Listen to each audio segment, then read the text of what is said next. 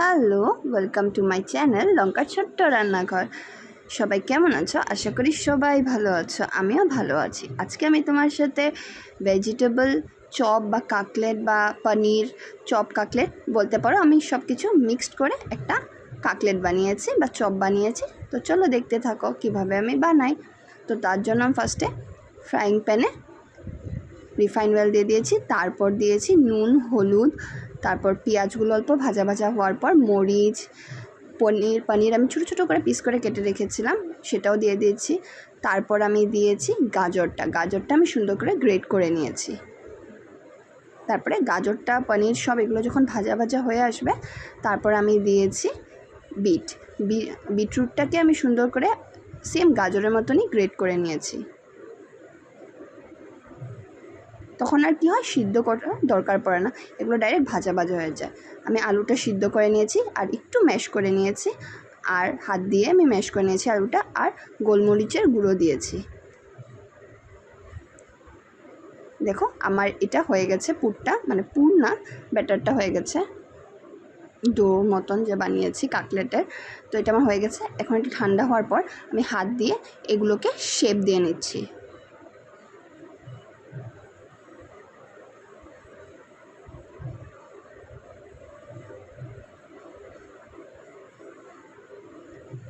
এটা খেতে তো হেলদি আছেই, আর হলো বহুত টেস্টিও লাগে খেতে।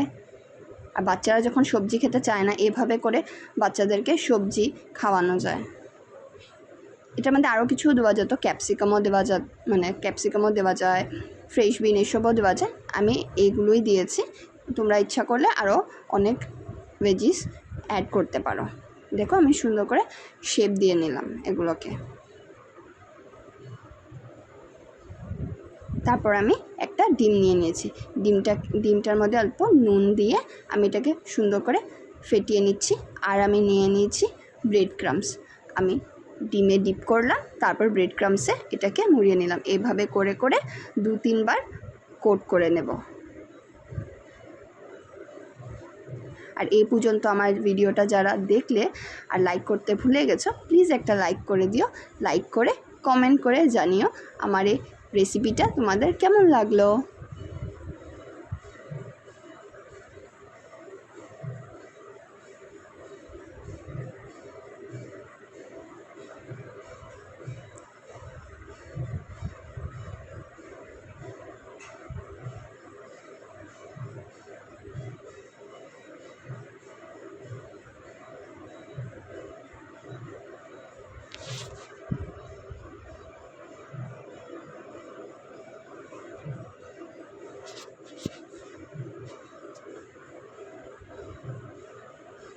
দেখো আমি কোট করে নিচ্ছি, এটা I think 3rd time coat করছি।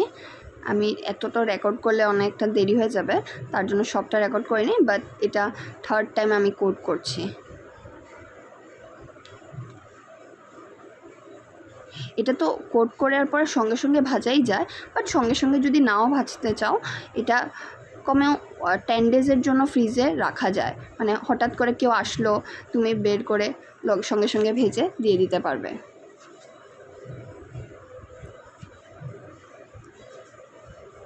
এখন আমি এটাকে ফ্রাইং প্যানে ভেজে নিচ্ছি।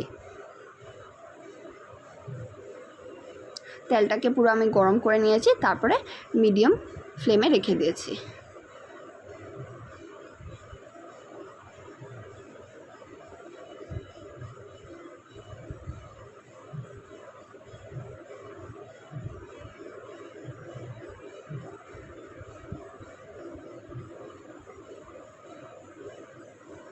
এটা ইভিনিং স্ন্যাক্সের চায়ের সাথে তো একদম জমে যাবে খেতে। আর আমার তো খুব ভালো লেগেছিলো, আর আমার ফ্যামিলিরও খুব ভালো লেগেছিলো এটা। আশা করি তোমাদেরও ভালো লাগবে। একবার বানিয়ে ট্রাই করে দেখো, আর কমেন্ট করে আমাকে জানিও কেমন হয়েছে আমার রেসিপিটা।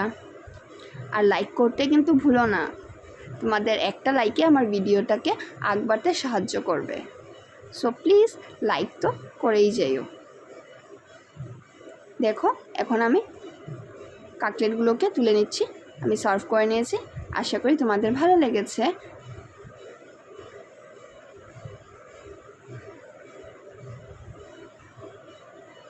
আর ধন্যবাদ আমার ভিডিওটা দেখার জন্য আর আমার পাশে থাকার জন্য।